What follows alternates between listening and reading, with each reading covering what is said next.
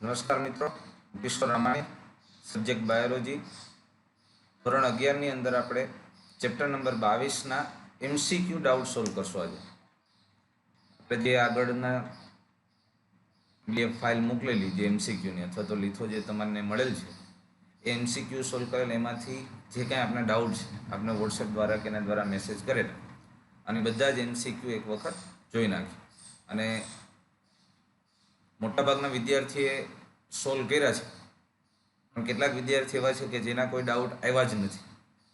આપણે આમ તો યાદી રાખી છે કેટલા વિદ્યાર્થીને કયા પ્રકારના MCQ હતા અને પાછા આપણે ટૂંક સમયમાં રૂબરૂ મળશું એ ડિસ્કસ કરશું જ.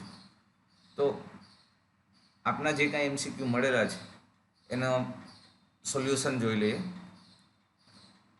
તો પહેલાં એક્સરસાઇઝ 1 MCQ નંબર 20 છે. અંતઃસ્ત્રાવી કાર્ય માટે જે ગ્રાહ્યણોને ટાર્ગેટ ઓર્ગનમાંથી દૂર કરવામાં આવે, લક્ષ્ય અંગમાંથી દૂર કરવામાં આવે તો તે પ્રતિચાર આપવાનું ચાલુ રાખશે કે પરંતુ વધુ માત્રામાં અંતઃસ્ત્રાવની જરૂરિયાત રહેશે. વિરુદ્ધ પ્રકારે પ્રતિચાર આપવાનું ચાલુ રહેશે, કોઈ પણ ફેરફાર વિના પ્રતિચાર આપવાનું ચાલુ રહેશે કે અંતઃસ્ત્રાવ કોઈ જ પ્રતિક્રિયા દર્શાવશે નહીં. હવે જો અહીંયા ગ્રાહી ઘટક રિસેપ્ટર જ કાઢી નાખવામાં આવે છે, અંતઃસ્ત્રાવ જોડાવા માટેની જગ્યા જ નથી, તો અંતઃસ્ત્રાવ કોઈ પ્રતિક્રિયા દર્શાવી શકે જ નહીં. એટલે જવાબ રહેશે અંતઃસ્ત્રાવ માટે કોઈ જ પ્રતિક્રિયા દર્શાવશે નહીં. પછી પ્રોસ્ટાગ્લાન્ડિન શું છે? પ્રોસ્ટાગ્લાન્ડિન આપણે જોઈ ગયા આગળ કે એક પ્રકારનો ફેટી એસિડ છે. પિચ્યુટરી અંતઃસ્ત્રાવનો ઓછો સ્ત્રાવ ખાલી જગ્યાને પ્રેરે છે. અહીંયા વાસ્તવમાં આગળ ભૂલ છે, મિસ્ટેક છે. અહીંયા એવું કહેવાનું હતું કયો પર્ટિક્યુલર અંતઃસ્ત્રાવ હોવો જોઈએ તો આપણને ખબર પડે કે શું પ્રેરે છે. પશ્ચ પિચ્યુટરી અહીંયા આવે, પશ્ચ પિચ્યુટરી એટલે આજે અહીંયા મેં કરેક્શનમાં લખ્યું છે કે અહીંયા પશ્ચ પિચ્યુટરી અંતઃસ્ત્રાવનો ઓછો સ્ત્રાવ ખાલી જગ્યાને પ્રેરે. પશ્ચ પિચ્યુટરી અંતઃસ્ત્રાવ બે જ પ્રકારના છે, તમને ખબર. એના અંતઃસ્ત્રાવ બે છે, ઓક્સિટોસિન અને ADH. તો અહીંયા ઓક્સિટોસિનની ઓછા સ્ત્રાવની અસરો કાંઈ છે નહીં, એટલે ADHની ઓછા સ્ત્રાવની અસરો ડાયાબિટીસ ઇન્સિપિડસ. તો જવાબ આવશે ડાયાબિટીસ ઇન્સિપિડસ. ADHનો ઓછો સ્ત્રાવ, વાસોપ્રેસિનનો ઓછો સ્ત્રાવ. પછી પ્રશ્ન 28, સમાન અંતઃસ્ત્રાવો નીચેના કયા વિવિધ નામોથી જાણીતા છે? અહીંયા સિક્રિટીન, એન્ટેરોકાઇનિન, ગેસ્ટ્રિન એ અલગ અલગ અંતઃસ્ત્રાવો છે. ગેમેટોકાઇનેટિક ફેક્ટર, ટેસ્ટોસ્ટેરોન, LTH પણ અંતઃસ્ત્રાવો જુદા જુદા છે. ઓક્સિટોસિન, ટ્રાયોડોથાયરોનિન, થાઇરોક્સિન આ બે સમાન છે પણ ઓક્સિટોસિન જુદો છે. ADH આ પિટ્રસિન, વાસોપ્રેસિન આ સમાન. ADH અને વાસોપ્રેસિન સમાન છે. પિટોસિન છે ખરેખર ઓક્સિટોસિનનું નામ છે, પણ આ પિટ્રસિન એકદમ બહુ ક્લિયર નથી, પણ મારા મત મુજબ આ જવાબ આવે 3: ADH, પિટ્રસિન અને વાસોપ્રેસિન. બાકી તો સ્પષ્ટપણે જુદા છે. અને પિટ્રસિનનું થોડુંક આમ ક્લિયર નથી થતું અને મને પણ પૂરતો ખ્યાલ નથી, પણ છતાં અત્યારે આ 4 ઓપ્શનમાંથી આપણે આ 3 જવાબ રાખી શકીએ: ADH, પિટ્રસિન અને વાસોપ્રેસિન. 29ની અંદર જવાબ ક્વેશ્ચન થોડો અધૂરો છે. અંતઃસ્ત્રાવ ખાલી જગ્યામાં ઉત્પન્ન થાય છે, પણ અહીંયા આગળ કહેતા ભૂલાઈ ગયું છે, એટલે અહીંયા આપણે લખી નાખશું TSH અંતઃસ્ત્રાવ ખાલી જગ્યામાં ઉત્પન્ન થાય. TSH ક્યાં ઉત્પન્ન થાય? તો પિચ્યુટરી ગ્રંથિમાંથી. અગ્ર પિચ્યુટરી ગ્રંથિનો અંતઃસ્ત્રાવ છે, એટલે અહીંયા જવાબ આવશે પિચ્યુટરી. આ થાઇરોઇડ ઉપર અસર કરે, એટલે ઘણા ઉતાવળમાં ભૂલથી થાઇરોઇડ લખી નાખતા હોઈએ આપણે. ગોનેડ. ત્યાર પછી ક્વેશ્ચન નંબર 30, ગોનેડોટ્રોફિક અંતઃસ્ત્રાવ ખાલી જગ્યા ઉત્પન્ન કરે છે. શું ઉત્પન્ન કરે? ગોનેડોટ્રોફિક અંતઃસ્ત્રાવ છે એ સામાન્ય રીતે કઈ ક્રિયાને ઉત્તેજે? જો અહીંયા ઉત્પન્ન કરે એવો શબ્દ લખ્યો છે. હવે બે વસ્તુ છે, ગોનેડોટ્રોફિક અંતઃસ્ત્રાવ. હવે જવાબને આધારે જો શુક્રપિંડના અંતરાલીય કોષો એ ઉત્પન્ન ન કરે, હા એના ઉપર અસરો કરી શકે. એડ્રિનલ કોર્ટેક્સ, એડિનો હાઇપોફાઇસિસ, થાઇરોઇડનો પશ્ચ ભાગ. એટલે આપણે અહીંયા એડિનો હાઇપોફાઇસિસ દ્વારા ગોનેડોટ્રોફિક અંતઃસ્ત્રાવ ઉત્પન્ન થાય. એટલે આપણે આ વાક્યને આવી રીતે સેટ કરી છે: ગોનેડોટ્રોફિક અંતઃસ્ત્રાવ એ એડિનો હાઇપોફાઇસિસ ઉત્પન્ન કરે છે. એટલે અહીંયા જવાબ 3 રખાય કે એડિનો હાઇપોફાઇસિસ દ્વારા એ ઉત્પન્ન થાય છે,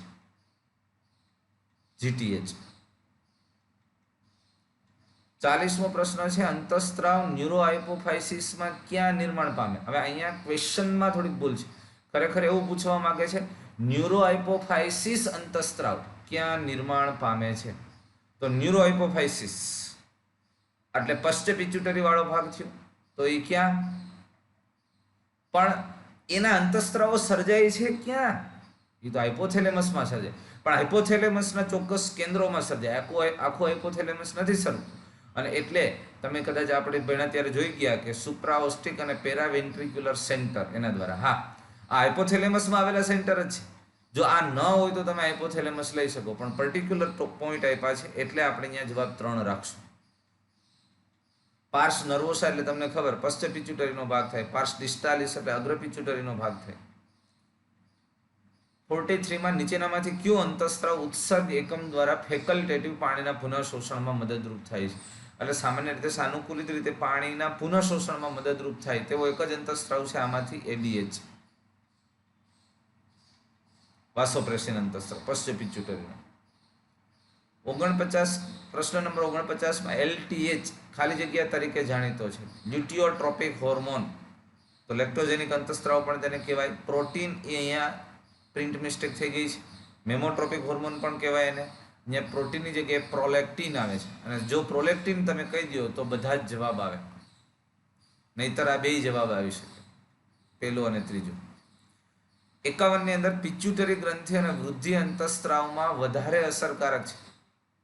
પિચ્યુટરી ગ્રંથિનો અંતઃસ્ત્રાવ અને ખાસ કરીને વૃદ્ધિ અંતઃસ્ત્રાવ વધારે અસર થાઇરોક્સિનની હાજરીમાં, કારણ કે થાઇરોક્સિન પણ ચયાપચયની પ્રક્રિયાઓ માટે જવાબદાર છે, અને ત્યારે આ અંતઃસ્ત્રાવની ઇફેક્ટ ખૂબ સારી હોઈ શકે, અને એટલે થાઇરોક્સિનની હાજરીમાં. 53મો પ્રશ્ન છે, પિચ્યુટરીના કયા ભાગમાંથી નરમાં એમએસએચનો સ્ત્રાવ? જો અહીંયા નર એટલે મનુષ્યની વાત કરી છે, અને એટલે આમ એમએસએચનો સ્ત્રાવ મધ્ય ભાગમાંથી થાય છે, પણ પર્ટિક્યુલર મનુષ્ય માટે મધ્ય ભાગ બહુ વિકસિત જ નથી, એટલે એ અગ્રભાગ સાથે જ કનેક્ટ ગણવામાં આવે છે, અને એટલે જવાબ અહીંયા અગ્ર પિચ્યુટરી રાખવામાં આવશે. ઓક્સિટોસિન મુખ્યત્વે ખાલી જગ્યામાં મદદ કરે. ઓક્સિટોસિન અંતઃસ્ત્રાવની અસર મુખ્યત્વે ક્યાં થાય? ઓક્સિટોસિન અંતઃસ્ત્રાવ બાળકના જન્મ ક્રિયા દરમિયાન અથવા તો પ્રસૂતિમાં સૌથી અગત્યનો અને મહત્વનો રોલ ભજવે છે. આ ઉપરાંત દૂધના સ્ત્રાવમાં પ્રેરે છે. ઉત્પાદન શબ્દ વાપર્યો છે. દૂધના સ્ત્રાવમાં એ મોટો રોલ, દૂધના ઉત્પાદનની અંદર લેક્ટોજેનિકનો ફાળો મોટો હોય છે, અને એટલે જવાબ બી અહીંયા અથવા તો 2 બરોબર છે. સસલામાં પિચ્યુટરીનો કયો સ્ત્રાવ પ્રોટીન ચયાપચય અને કંકાલની વૃદ્ધિ? આપણે જોઈ ગયા કે પિચ્યુટરી ગ્રંથિનો ગ્રોથ હોર્મોન છે એ પ્રોટીન ચયાપચય અને કંકાલની વૃદ્ધિ સાથે સંકળાયેલ છે, જો યાદ કરો તો, અને એટલે જવાબ આવશે સોમેટોટ્રોફિક અંતઃસ્ત્રાવ. ત્યાર પછી 68 માં નીચેનામાંથી શું સાચું છે? તો પાર્સ ડિસ્ટાલિસ એટલે અગ્ર pituitary GH, PRL, TSH, ACTH, LH, FSH નું નિર્માણ કરે. સાચું છે, કરે છે. પાર્સ ઇન્ટરમીડિયા મધ્ય ભાગ માત્ર એક અંતઃસ્ત્રાવ મેલેટોનિન નહીં પણ એમએસએચ હોય છે, એટલે બી ખોટું છે. પિચ્યુટરીનો ખંડ ન્યુરોહાઇપોફાઇસિસ અથવા પાર્સ નર્વો સાથે પણ ઓળખાય. આ ચોક્કસ કહેવું પડે. પશ્ચ પિચ્યુટરીનો ખંડ હોય તો એ વાક્ય સાચું છે, નહીતર ખોટું છે. એટલે પશ્ચ એ તો ઓપ્શનમાં જો આવી જતું હોય તો આપણે ઠીક છે, તો બી ને સી ખોટા રાખી છે, નહીતર અહીંયા કરેક્શન કરવું પડે. પશ્ચ પિચ્યુટરી 2 અંતઃસ્ત્રાવો ઓક્સિટોસિન અને વાસોપ્રેસિન સંગ્રહ અને મુક્ત કરે. સાચું. અત્યારની સ્થિતિ મુજબ એ ને ડી સાચું છે, ઓપ્શન નથી. તો એ સી ડી સાચું એવો ઓપ્શન થાય તો અહીંયા કરેક્શન કરો, પશ્ચ પિચ્યુટરી કરો, અહીંયા પશ્ચ પિચ્યુટરી અહીંયા મૂકો, એટલે સી ઓપ્શન સાચો થાય, એટલે એ, સી અને ડી સાચા. 70 અંતઃસ્ત્રાવ કે જે દૂધના સ્ત્રાવ, દૂધના ઉત્પાદનમાં વધારો કરો અને અંડપુટિકાની વૃદ્ધિ. દૂધના સ્ત્રાવ માટે ઓક્સિટોસિન આવશે, દૂધ ઉત્પાદન માટે પીઆરએલ લેવ, અને અંડપુટિકાની વૃદ્ધિ એફએસએચ આપણે ભણી ગયા છીએ, એટલે જવાબ 2 રહેશે. જવાબ 2 રહેશે. 76 નીચેનામાંથી કયા અંતઃસ્ત્રાવનો સમૂહ એડિનોહાઇપોફાઇસિસના એસિડોફિલમાં નિર્માણ પામે છે? હવે જો પિચ્યુટરી ગ્રંથિની અંદર એસિડોફિલ, બેઝોફિલ્સ આવા કોષો આવેલા છે. તો જે એસિડોફિલ કોષો દ્વારા નિર્માણ પામતા અંતઃસ્ત્રાવની અંદર ગ્રોથ હોર્મોન અને પ્રોલેક્ટિન છે. ગ્રોથ હોર્મોન અને પ્રોલેક્ટિન છે. આપણે આમ નથી, પણ વધારે ડિટેલમાં જોઈએ તો આ ટોપિક છે આવે છે.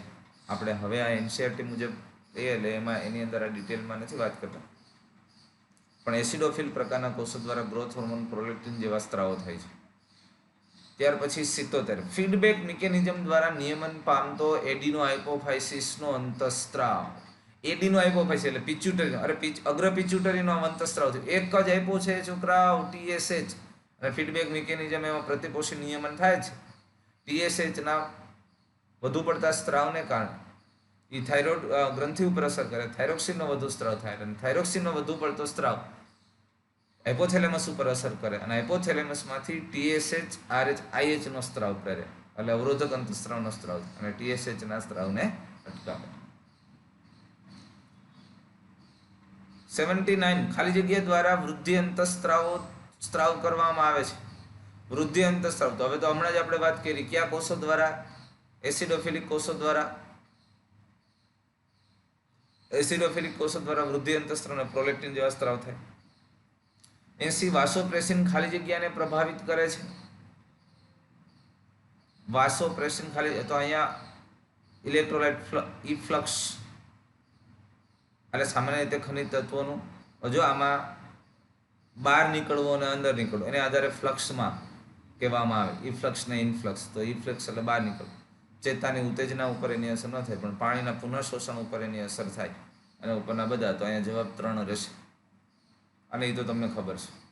નીચેનામાંથી કયું અંતઃસ્ત્રાવ માદામાં દૂધના સ્ત્રાવને ઉત્તેજે છે? દૂધના સ્ત્રાવને ઉત્તેજે એમાં ઓક્સિટોસિન આવશે. નિર્માણને પ્રેરે તો પ્રોલેક્ટિન આવશે. આ ઉપરાંત પ્રોજેસ્ટેરોન પણ દૂધના નિર્માણ સાથે સંકળાયેલ છે પણ અહીંયા સ્ત્રાવ માટે જવાબદાર ઓક્સિટોસિન છે. ગોનેડોટ્રોપિક અંતઃસ્ત્રાવ. ક્યાં અંતઃસ્ત્રાવને ગોનેડોટ્રોપિક કહેશું? ઇસ્ટ્રોજન, પ્રોજેસ્ટેરોનને LH અને FSH એટલે કે લ્યુટિનાઇઝિંગ અને follicle stimulating hormone, testosterone, androsterone, prolactin ને લ્યુટિયોટ્રોપિક. તો એમાં 2 જવાબ આવશે. LH અને FSH ને આપણે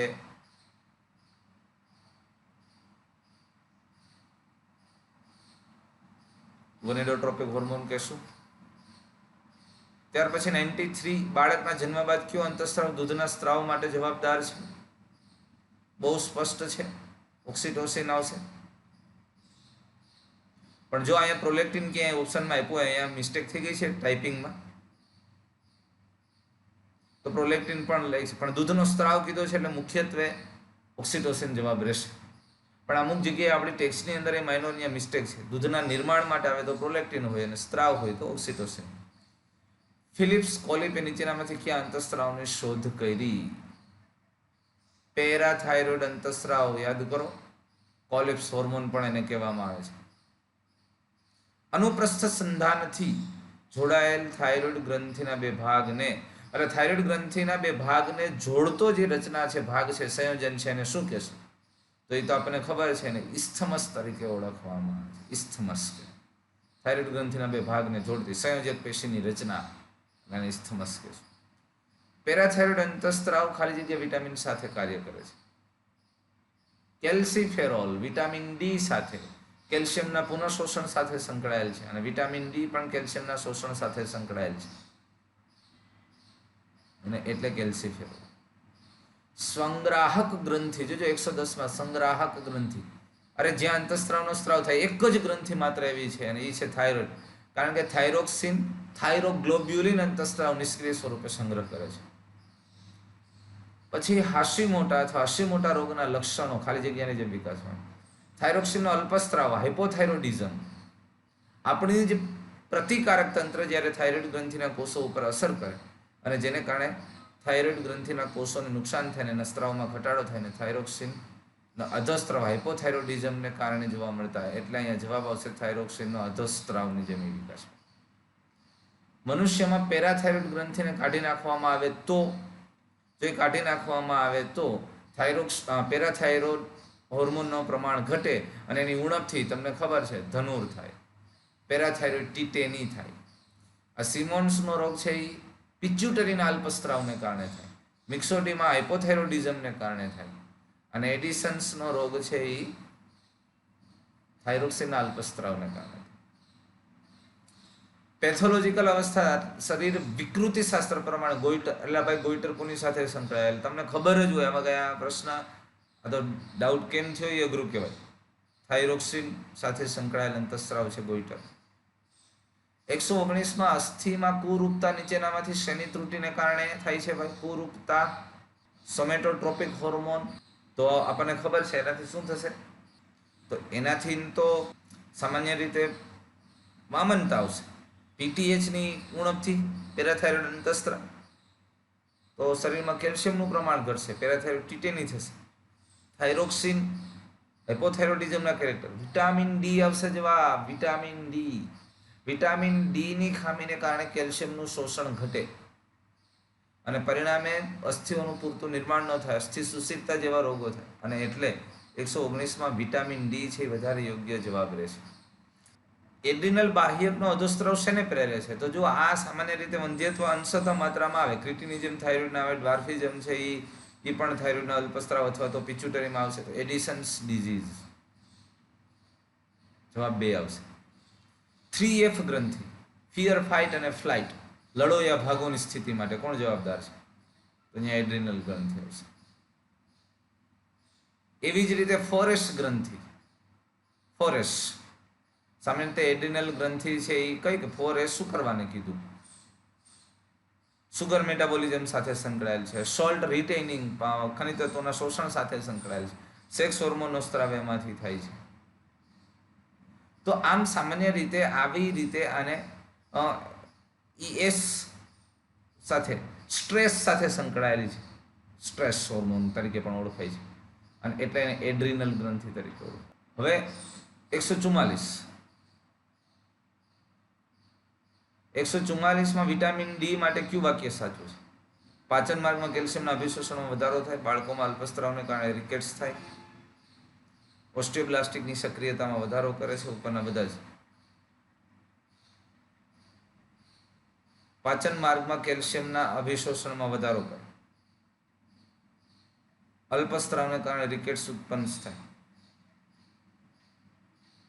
ઓસ્ટિયોબ્લાસ્ટિક સક્રિયતામાં વધારો કરે. ઉપરના બધા વિટામિન ડી માટે. કેલ્શિયમના શોષણ માટે તે અગત્યના છે. રિકેટ્સ, જો એ વિટામિન ડી ઘટે તો કેલ્શિયમની માત્રા ઘટે અને બાળપણમાં કેલ્શિયમ ન હોય તો બાળકના અસ્થિઓ છે ને એમ વાંકા થઈ જાય, પગ વાંકા વળી જાય અને એને રિકેટ્સ સુક્તાન કહેવાય. અને ઓસ્ટિયોબ્લાસ્ટ અસ્થિ સર્જક કોષોની સક્રિયતામાં વધારો કરે. માદામાં ચહેરા પરનો સોજો, હાઇપરગ્લાયસેમિયા અને વાયરિલિઝમ, વંધ્યત્વ સ્ત્રીમાં. આની લાક્ષણિકતા કુશિંગ સિન્ડ્રોમને કારણે. કુશિંગ સિન્ડ્રોમ બાહ્યકના વધુ પડતા સ્ત્રાવને કારણે. એડ્રિનલ બાહ્યકના વધુ પડતો સ્ત્રાવ કુશિંગ સિન્ડ્રોમને પ્રેરે. હાશીમોટો રોગ થાય છે જ્યારે સ્વપ્રતિકારકતા દ્વારા થાઇરોઇડ ગ્રંથિ નાશ પામે છે. 177 આપણે જાણીએ છીએ કે થાઇરોક્સિન એ શરીરના ચયાપચયને જાળવી રાખે છે. કયા ઓટો ઇમ્યુન રોગમાં શરીરના જ એન્ટીબોડી થાઇરોઇડ પર આક્રમણ કરે? હમણાં જ કીધું, હાશીમોટો રોગ. મેલેટોનિન અંતસ્ત્રાવ ખાલી જગ્યા દ્વારા ઉત્પન્ન થાય છે, એ તો તમને બધાને ખબર છે, પિનિયલ ગ્રંથિ દ્વારા થાય, બહુ ક્લિયર છે. પુખ્ત વયમાં થાઇમેક્ટોમી કરવામાં આવે તો નીચેનામાંથી શું થવાની સંભાવના છે? થાઇમસ ગ્રંથિ દૂર કરવામાં આવે પુખ્ત ઉંમરે તો રોગ પ્રતિકારક શક્તિ નાશ પામે, તાત્કાલિક મૃત્યુ. આમ તો કંઈ જ વિરુદ્ધ પ્રતિક્રિયા થાય નહીં, કારણ કે પ્રતિકાર કરવાવાળો જે ભાગ હતો એ જ જતો રહે છે, એટલે બાકીના કોષો છે પણ બીજી કોઈ પ્રક્રિયાઓ થતી નથી. થાઇમેક્ટોમી, થાઇમસ ગ્રંથિ મોટી, અને મોટી વ્યક્તિની અંદર થાઇમસ ગ્રંથિ એમથી નાની થઈ ગઈ હોય, નિષ્ક્રિય હોય, ઓછી પ્રમાણમાં સક્રિય. જો સગર્ભા સ્ત્રીને ગર્ભાવસ્થાના ચોથા માસમાં અંડપિંડ કાઢી નાખવામાં આવે તો સામાન્ય રીતે પણ એક વસ્તુ સ્પષ્ટ છે કે ત્યારે અંડપિંડ આમ સક્રિય નથી હોતા. આ પ્રોજેસ્ટેરોનના સ્ત્રાવ સાથે સંકળાયેલા હોય, પણ એ દરમિયાન ઇસ્ટ્રોજન, પ્રોજેસ્ટેરોન સ્ત્રાવ જેવા કેટલીક બાહ્ય ભ્રૂણીય કલાઓ અને ગર્ભાશયના ભાગોમાંથી પણ એના સ્ત્રાવ થતા હોય અને એટલે આમ સામાન્ય રીતે બહુ અસર થતી નથી. એટલે જન્મ સુધી ભ્રૂણ સામાન્ય વિકાસ પામે છે, અથવા તો ભ્રૂણનો વિકાસ સામાન્ય, ભૂલી નથી, અહીંયા ભ્રૂણ છે. 192 પ્રાણીના શરીરમાં ઇન્સ્યુલિનની ઇન્જેક્શન આપવાની નીચેનામાંથી શેમાં વધારો થાય? ઇન્સ્યુલિનનું ઇન્જેક્શન આપવાથી ગ્લુકોઝનું શોષણ વધારે થાય અને ગ્લાયકોજનમાં રૂપાંતરિત થાય, એટલે રુધિરમાં શર્કરા ઘટશે પણ શરીરના કોષોમાં શર્કરાનું સ્તર ઊંચું જશે.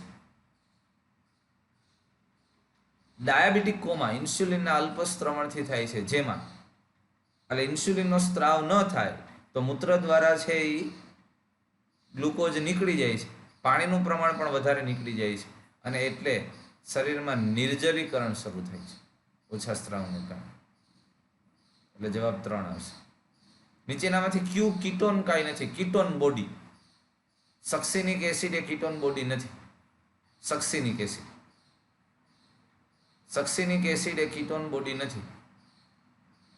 બીટા હાઇડ્રોક્સી બ્યુટ્રિક એસિડ એ કીટોન બોડીમાં આવશે, એસિટોન કીટોન બોડીમાં આવશે, પણ સક્સિનિક એસિડ એ કીટોન બોડી નથી.